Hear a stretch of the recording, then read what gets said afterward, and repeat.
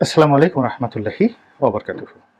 সম্মানিত দর্শক, ডক্টর মোহাম্মদ ইউনূসের নেতৃত্বে যে অন্তর্বর্তীকালীন সরকার এখন দেশ চালাচ্ছে, তাদের মেয়াদ কতদিন, তারা কতদিন থাকতে চান, কিংবা তারা কতদিন থাকবেন, এ প্রশ্ন এখন সারা বাংলাদেশে সর্বত্র আলোচিত হচ্ছে।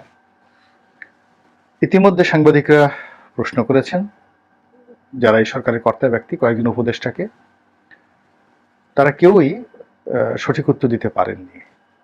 ডক্টর আসিফ নজরুল, যিনি কিনা আইন মন্ত্রণালয়ের দায়িত্বে নিযুক্ত, তিনি খুব কৌশলে প্রশ্নটি এড়িয়ে গিয়েছেন এবং বলার চেষ্টা করেছেন যে আমার এখতিয়ার কেবলমাত্র আইন মন্ত্রণালয় এবং এই মন্ত্রণালয়ের মধ্যে যতটুকু আমার পক্ষে করা সম্ভব আইনগত বিষয়াদি, আমি শুধুমাত্র সেটুকুই করব। অন্যান্য উপদেষ্টারা ওই ব্যাপারে তেমন কোনো কিছু বলেননি। আর ডক্টর মোহাম্মদ ইউনূসের পক্ষ থেকে সুস্পষ্ট কোনো বক্তব্য, রোড ম্যাপ, কী কী করতে চান, এই বিষয়গুলো এখনো পর্যন্ত তিনি বলেননি। তিনি শপথ গ্রহণ করার পরের দিনই রংপুরে গেছেন যে শহীদ সাঈদ তার পরিবারের সঙ্গে সাক্ষাৎ করার জন্য, এবং তার এই যে গুরুত্বপূর্ণ একটি দিন, এই প্রথম কাজটি তিনি ব্যয় করেছেন রংপুরে। যা হোক, এখন বিএনপি, জামাত থেকে শুরু করে অন্যান্য যারা স্টেক হোল্ডার, যারা রাজনীতিতে আসতে চান এবং তাদের আসার একমাত্র পথ হলো নির্বাচন, এই জন্য সকলের প্রশ্ন কতদিন থাকবেন। এর মধ্যে সামাজিক মাধ্যমগুলোতে যে জিনিসটি প্রচার করা হচ্ছে যে আন্দোলনকারীরা বা এই গণ অভ্যুত্থান যাদের নেতৃত্বে সংগঠিত হয়েছেন সেই ছাত্র, তো যদিও বলা হয় ছাত্র জনতার অভ্যুত্থান, কিন্তু এখানে জনতা নেই, এখানে ছাত্ররা রয়েছেন আর তাদের পছন্দের যারা সুধী সমাজ নেতৃবৃন্দ তারা আছেন। তো তারা যে কথাবার্তা বলছেন, সেই কথার প্রথম হলো তারা রাষ্ট্র সংস্কার করতে চান। রাষ্ট্র সংস্কার অত্যন্ত জটিল একটা বিষয়, চলমান প্রক্রিয়া, এবং এটি স্থায়ীভাবে আজ পর্যন্ত কেউ করতে পারেনি। আমরা যে সবচেয়ে যুগান্তকারী সংস্কারগুলো দেখেছি, সেই সংস্কারগুলো 1, 1.5, 2 বছর পর, 3 বছর পর আসলে আর ঠিক ওইভাবে গ্রহণযোগ্যতা থাকে না বা আকর্ষণ থাকে না। কিছু আইন প্রণয়ন করা হয়, বিশেষ করে civil law, military law, criminal law, এগুলো এমন আইনও আছে 1000 বছরের পুরনো আইন, কিন্তু যেগুলো নিবর্তন বা বিবর্তনমূলক আইন, সেই আইনগুলো ক্ষণে ক্ষণে কিন্তু পরিবর্তন হয়, এবং সকল রেজিমই ক্ষমতায় আসার আগে যে সকল কালো আইন রয়েছে সেগুলো বাতিল করার কথা বলে, কিন্তু ক্ষমতায় বসার পর সেইগুলো তারা বেমালুম ভুলে যায়। তো এখন আমাদের এই সংবিধানে অনেকগুলো কালো আইন রয়েছে যেগুলো বাতিল করার ব্যাপারে আইনমন্ত্রীর দায়িত্বে নিযুক্ত ডক্টর আসিফ নজরুল, তিনি যে সকল কথাবার্তা বলেছেন এটি অবশ্যই ইতিবাচক। তো সেটি মানে যতটা না আলোচিত, যতটা না ইতিবাচক, কিন্তু মানুষের মনে বারবার শুধু প্রশ্ন যে এই সরকারের মেয়াদ কতদিন হবে।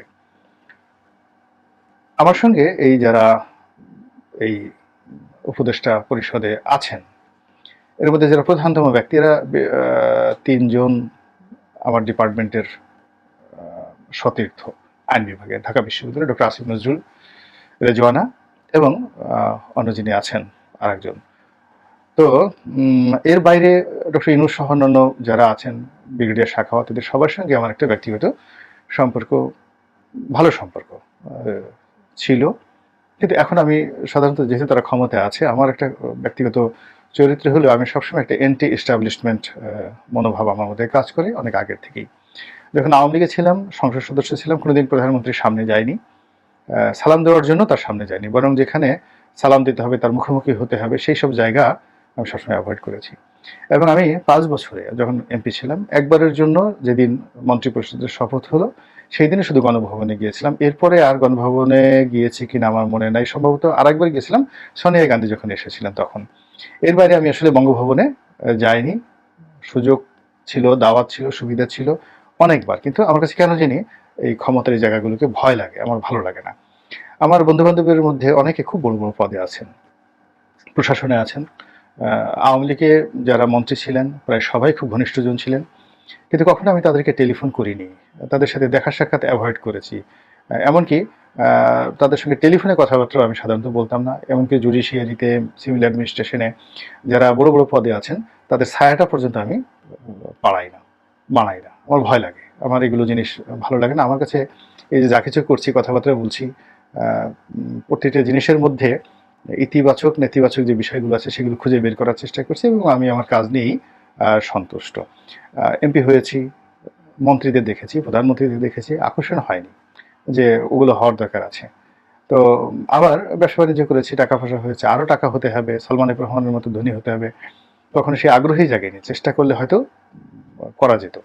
তো যাই হোক, এখন এই যে বর্তমান যে জমানা, সেই জমানাতে সবাই আমার সাথে, যেহেতু এদের সবারই সম্পর্ক ভালো, বিএনপির অনেক বড় বড় নেতা, তারা আমাকে জিজ্ঞাসা করেন যে এই সরকার কতদিন থাকবেন। আওয়ামী লীগের সঙ্গে যাদের সম্পর্ক আমার এখনো রয়েছে, অনেকে পালাননি, যারা পালাননি বা এমনকি যারা পালিয়েছেন, তাদেরা ভালো মানুষও পালিয়েছেন, তারা টেলিফোন করেন, যোগাযোগ করেন, যে জিজ্ঞাসা করেন কতদিন থাকবে, তোমার কাছে তো সব খবর আছে।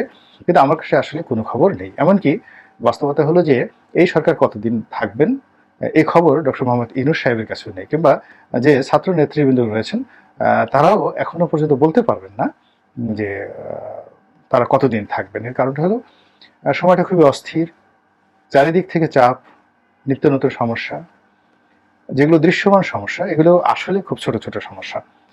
পুলিশ রাস্তায় ডিউটি করছে না, ছাত্ররা কষ্ট করে সেই রাস্তার ট্রাফিক ম্যানেজমেন্ট করতে প্রাণান্ত চেষ্টা চালাচ্ছে। এরপর শিক্ষা প্রতিষ্ঠানগুলো খোলা যাচ্ছে না, ট্রেন চলছে না, মেট্রো রেল চলছে না, রাস্তাঘাটে লোকজন নেই, ব্যবসা বাণিজ্য স্থবিরতা, এগুলো দৃশ্যমান। কিন্তু এর বাইরে যে সমস্যাগুলো একেবারে বাংলাদেশের গলা টিপে ধরে আছে, এক নম্বর সমস্যা হলো আমাদের বৈদেশিক ঋণ। 15 লক্ষ কোটি টাকার দেশি এবং বিদেশি ঋণ। এখন এই 15 লক্ষ কোটি টাকা আমাদের জাতীয় আমানত নেই এই মুহূর্তে। ব্যাংকগুলোতে আমাদের যে টাকা রয়েছে, সব জনগণের টাকা যদি আপনি দিয়ে দেন সরকারকে, তবুও আপনি এই 15 লক্ষ কোটি টাকা ঋণ শোধ করতে পারবেন না। আমাদের ব্যাংকগুলোতে খোঁজ নিয়ে দেখেন কত টাকা আমানত আছে। তো 15 লক্ষ কোটি টাকার যে বিশাল দেশি বিদেশি ঋণ, আরও বেশি, এটি একটা মারাত্মক সমস্যা। দ্বিতীয় সমস্যাটা হলো যে আমাদের ব্যাংকগুলোতে যে টাকাগুলো রয়েছে, এর মধ্যে আওয়ামী লীগের যে টাকাগুলো এতকাল ব্যবসা বাণিজ্যে ব্যবহৃত হতো, সেই টাকাগুলো ফ্রিজ হয়ে যাবে এবং এর সংখ্যা পরিমাণ অনেক অনেক বেশি, কম করে হলেও 1 লক্ষ কোটি টাকা।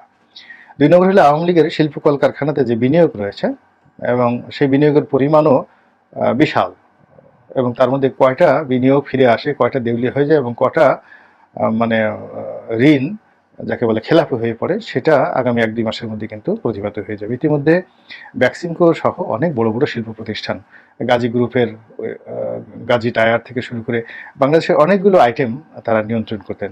বিশেষ করে টায়ার ব্যবসা, পেট্রোল, যেগুলো পাম্প, ট্যাঙ্ক, গাজী ট্যাঙ্ক, এই পুরো জিনিস তারা একটা মার্কেট শেয়ার কিন্তু হোল্ড করেন।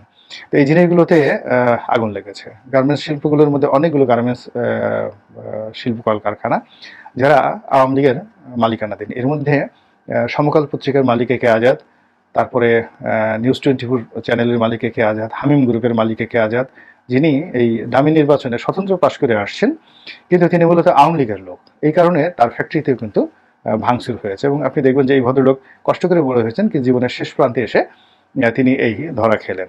এর বাইরে বাংলাদেশের সিরামিক শিল্পের একেবারে পথিকৃত বলা হয় টাইলসের, সেটা হলো আরেকে সিরামিক।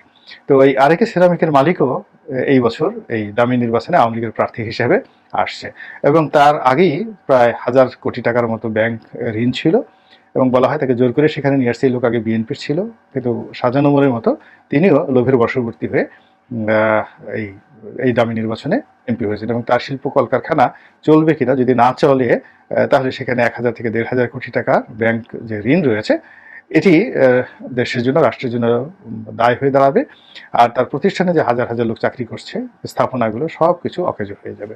তো আমি এই দুটো, হামিম গ্রুপ আর আরেক ইসলামিক, এই দুটোর উদাহরণ দিলাম, ভ্যাকসিনকোর উদাহরণ দিলাম, গাজী টায়ারের উদাহরণ দিলাম। এভাবে এস আলম গ্রুপের যদি চিন্তা করেন, এস আলম গ্রুপের যে টার্নওভার এবং যে অবস্থা, এতে অনেকগুলো ব্যাংক দেউলিয়া হয়ে যাওয়ার সম্ভাবনা যদি এস আলম গ্রুপের ব্যবসা বাণিজ্য বন্ধ হয়ে যায়। একইভাবে মেঘনা গ্রুপ, একইভাবে সিটি গ্রুপ, সময় টেলিভিশনের যে মালিক, এই যে সিটি গ্রুপ, তীর সয়াবিন তেল ঠেল, আটা ময়দা তীর, এরা কিন্তু এই সরকারের লেসপেন্সার হিসেবে এই সময় টিভিকে ফাইন্যান্স করেছে। আর মেঘনা গ্রুপ, তারা এই যে মেঘনা ফ্রেশ যে গ্রুপ, তারাও কিন্তু এই সরকারের দালাল হিসেবে ৭১ টিভির মালিক হিসেবে তারা এইগুলো পরিচালনা করেছে। এর বাইরে অন্যান্য শিল্প প্রতিষ্ঠানগুলো রয়েছে, যাদের নাম আমরা জানি, বসুন্ধরা আছে। তো এই সবগুলো শিল্প প্রতিষ্ঠানের প্রতি রাষ্ট্র কেমন আচরণ করে, জনগণ কেমন আচরণ করে এবং অর্থনীতি কিভাবে সচল থাকে, তার উপর কিন্তু এই সরকারের স্থিতি কার্যকাল নির্ভর করবে। এবং আপনারা জানেন যে 1/11-এর সময় খুব তাড়াহুড়ো করতে গিয়ে, বেশি সততা দেখাতে গিয়ে প্রতিহিংসামূলকভাবে সেই মঈনুদ্দিন ফখরুদ্দিন সরকার ব্যবসায়ীদের সর্বনাশ করেছিল। এবং সেই ব্যবসায়ীদের সর্বনাশ করার পরে তারা গ্রামের প্রান্তিক লেভেলে গিয়ে যে ভাঙচুর করেছিল, গ্রামের বাজারগুলোতে তারা যে ধ্বংসযজ্ঞ চালিয়েছিল, তার ফলে পুরো ইকোনমি মুহূর্তের ভিতরে একেবারে ডাউন হয়ে গিয়েছিল। এবং সেই অবস্থা থেকে 1/11 সরকার কিন্তু দাঁড়াতে পারেনি, তাকে ক্ষমতা ত্যাগ করতে হয়েছিল। এবং সেই ত্যাগ করার পেছনে যতটা না রাজনৈতিক ছিল, তার চেয়ে কিন্তু বেশিরভাগ অর্থনীতি ছিল। আবার এইবার আওয়ামী লীগের যে পতনটা, সেই আওয়ামী লীগের পতনটা কিন্তু তারা ক্ষমতা হারায়নি, ক্ষমতা তাদেরকে হারিয়েছে। ক্ষমতা তাদেরকে হারিয়েছে এবং পেছনে ছিল একমাত্র অর্থনৈতিক সংকট, একমাত্র অর্থনৈতিক সংকট। এবং আবারও বলছি, একমাত্র অর্থনৈতিক সংকট। এবং সেই সংকটটি গত 1 মাসের যে অধিক সময় ধরে বাংলাদেশে যে আন্দোলন চলেছে এবং এখনো পর্যন্ত যে স্থবিরতা চলছে, এতে করে হিসাব করতে হবে যে আমাদের জিডিপিতে কত হাজার কোটি টাকা নষ্ট হয়েছে, রাষ্ট্রীয় সম্পদ কত হাজার কোটি টাকা নষ্ট হয়েছে, ব্যবসা বাণিজ্য কত হাজার কোটি টাকা নষ্ট হয়েছে। এবং আমি মনে করি সব মিলিয়ে এখনো পর্যন্ত কয়েক লাখ কোটি টাকা, আবার বলছি কয়েক লাখ কোটি টাকা, অর্থাৎ আমাদের যে বাজেট, বাৎসরিক বাজেট, তার অন্তত পক্ষে 30-40% আমাদের এই কয়েকদিনে ক্ষয়ক্ষতি হয়েছে। এখন নতুন সরকারকে এইগুলো তো সামাল দিতে হবে, বিদেশ থেকে ঋণ এনে এই সামাল দিতে হবে। স্থানীয়ভাবে ব্যাংকগুলো থেকে ঋণ নেওয়ার মতো অবস্থা সরকারের নেই। মুদ্রা ছাপিয়ে পরিস্থিতি কোনো অবস্থাতেই সামাল দেওয়া সম্ভব নয়। তো ঋণ দেওয়ার জন্য IMF, বিশ্ব ব্যাংক থেকে শুরু করে যা কিছু রয়েছে তাদের কাছে আনতে হবে। এবং এটা এই 1 বছর সরকার চালানোর জন্য তাকে কম করে হলেও $25-30 বিলিয়ন একেবারে ইমিডিয়েট ঋণ লাগবে, যেটা ডক্টর ইউনূস সাহেব যদি এটা বিশ্বব্যাংক থেকে আনতে না পারেন, তাহলে তার জন্য সরকার চালানোটা একেবারেই কঠিন হয়ে যাবে। আমাদের আর্মি বলেন, পুলিশ বলেন, যা কিছু বলেন, সরকারি কর্মকর্তা, তাদের বেতন ভাতা দেওয়া সম্ভব হবে না। যে ছেলেমেয়েরা এখন আনন্দ উল্লাস করছেন, আলটিমেটলি তাদেরকে তো, তারা সবাই পিতামাতার উপর নির্ভরশীল। এখন সেই পিতামাতা যদি আয় না থাকে, রোজগার না থাকে, তাহলে এই ছেলেমেয়েরা রাস্তাঘাটে কিভাবে থাকবেন? এখন তো তারা নিজেদের পকেটের পয়সা খরচ করে তারা ডিউটি করছেন, পকেটের পয়সা খরচ করে ওয়াল রং করছেন। তো সব মিলিয়ে আমার কাছে মনে হচ্ছে যে বাংলাদেশের এখন চারিদিকে এতটা অনিশ্চয়তা যে এখানে একটার সঙ্গে একটা সংযোগ ঘটিয়ে আপনি সুনির্দিষ্ট করে বলতে পারছেন না যে কতদিন এই সরকার টিকবে, কতদিন এই সরকার থাকবে, এই সরকার কবে যাবে, ইত্যাদি আরও অনেক কিছু। 2 নম্বর হলো বহির্বিশ্ব। বহির্বিশ্ব এখানে 3টি খুব গুরুত্বপূর্ণ পক্ষ, 4টি গুরুত্বপূর্ণ পক্ষ। প্রথম পক্ষ হলো মার্কিন যুক্তরাষ্ট্র, যারা এইখানে উইন করেছে, ডক্টর ইউনূসকে তারা ক্ষমতায় বসাতে পেরেছে। দ্বিতীয় পক্ষ হলো ভারত, যারা এই মুহূর্তে হুমকির মধ্যে রয়েছে এবং শেখ হাসিনাকে তারা আশ্রয় দিয়েছে।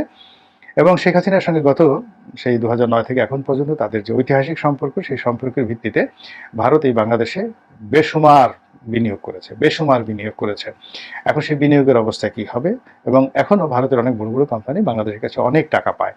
এবং সেই টাকার সংস্থান যদি সরকার করতে না পারে, তারা যদি বিদ্যুৎ সেক্টরগুলো বন্ধ করে দেয়, এই মুহূর্তে সারা বাংলাদেশে রীতিমতো মানে ব্ল্যাক আউটের অবস্থা তৈরি হয়ে যাবে। আদানিরা যদি বিদ্যুৎ না দেয়, রামপাল বিদ্যুৎ কেন্দ্র থেকে যদি বিদ্যুৎ উৎপন্ন না হয় কয়লার অভাবে, এসব মিলিয়ে আরও অনেক ছোট ছোট ভারতীয় কোম্পানি বিদ্যুৎ সেক্টরে কাজ করছে, অন্যান্য সেক্টরে কাজ করছে। চীনের কথা যদি ধরেন, চীন আমাদের কাছে অনেক টাকা পাবে, সরকারিভাবে পাবে, বেসরকারিভাবে পাবে। এবং চীন এই অঞ্চলে রাজনীতি করতে চায়। এবং আপনি জানেন যে বাংলাদেশ থেকে যে 10 ট্রাক অস্ত্র পাচার হয়েছিল ভারতের 7 সিস্টারে বা হতে যাচ্ছিল, তো এটা আসলে চীনের একটা মাস্টার প্ল্যান ছিল। এবং বিএনপির সঙ্গে চীনের যে মহরম সম্পর্ক ছিল, সরকারি সিদ্ধান্তেই কিন্তু সেই অস্ত্রগুলো পাচার হচ্ছিল। এবং এর মধ্যে ঢুকে যায় কাউন্টার ইন্টেলিজেন্স হিসেবে, এবং ঢুকে গিয়ে সে এখানে যে ঘটনা ঘটে, তার ফলে কিন্তু এই অস্ত্রের চালানটি ধরা পড়ে। এখন চীন অতীতের মতো তাদের সেই যে তৎপরতা এখন যে চালাচ্ছে না, একথা বলা যাবে না।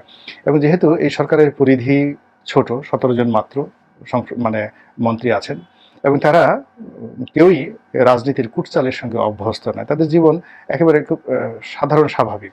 একজন রাজনীতিবিদ 10 বছর 20 বছর জেল খাটে, তারপর 100, 150, 300 মামলা মাথায় নিয়ে ঘুরে। তো তার যে কোনো একটা সমস্যা মোকাবেলা করার যে ধরনের স্ট্রেন থাকে, এটি সাধারণত কোনো সিভিল সার্ভেন্ট বা সুশীল সমাজ বা কোনো বুদ্ধিজীবী জ্ঞানীর এই জিনিসগুলো থাকে না। এবং অতীতে দেখা গেল যে আমাদের এই মুসলিম ইতিহাসে যে কজন লোককে সবচেয়ে জ্ঞানী হিসেবে ধরা হয়, তার মধ্যে অন্যতম হলেন ইমাম শাফি রহমতুল্লাহ আলাইহে, যাকে বলা হয় ফটোজেনিক মেমোরির অধিকারী। তো বাদশাহ হারুন আর রশিদের জমানায় তাকে একটি প্রদেশের গভর্নর বানানো হয়েছিল, কিন্তু তিনি খুব অল্প কয়েকদিন সেটা চালাতে পারেননি। চেষ্টা করেছিলেন এবং তিনি এত ভুল করেছিলেন, সেই ভুল করার ফলে বাদশাহ হারুন আর রশিদ বলতে গেলে তাকে মৃত্যুদণ্ড দিয়েছিলেন। এবং তিনি পরবর্তীতে অন্যান্য আলেম উলামাদের অনুরোধে সেই মৃত্যুদণ্ড তিনি রহিত করেন। এরপরে রহিত করার পরও সেই যে ইমাম শাফি, এই যে আমাদের যে শাফি মাযহাবের নেতা, তো তিনি প্রাণভয় তিনি সেই বাদশাহ হারুন আর রশিদের রাজত্ব ত্যাগ করে মিশরে পালিয়ে গিয়েছিলেন। মিশর তখন ওখানে ফাতেমীয়দের, অন্য একটা ভিন্ন মতাবলম্বীদের সেখানে আধিক্য ছিল এবং শেষ জীবন পর্যন্ত তিনি সেখানেই কিন্তু ছিলেন। তো এই হলো জ্ঞান এবং রাজনীতিবিদদের মধ্যে পার্থক্য। রাজনীতি একটা ভিন্ন জিনিস, যুদ্ধ আরেকটি ভিন্ন জিনিস, আর বিপ্লব আরেকটি জিনিস। তো এইগুলোর যে পরিবেশ এবং পরিস্থিতি সব মিলিয়ে যে সামনে যে সময়টি আছে, সেই সময়টিতে আমাদেরকে ধৈর্য ধারণ করতে হবে, আমাদেরকে অপেক্ষা করতে হবে এবং আমাদেরকে সত্য কথা বলতে হবে। কাউকে তেল মারার দরকার নেই, কাউকে ভয় পাওয়ার দরকার নেই, আর কারো বিরোধিতা করে কাউকে হতোদ্যম করে দেওয়ার দরকার নেই। আবার কাউকে খুব তেল মেরে সে যে সম্মান এবং মর্যাদার যোগ্য নয়, তাকে সেই জায়গাতে বসিয়ে তার হাত পা টিপারও কোনো দরকার নেই।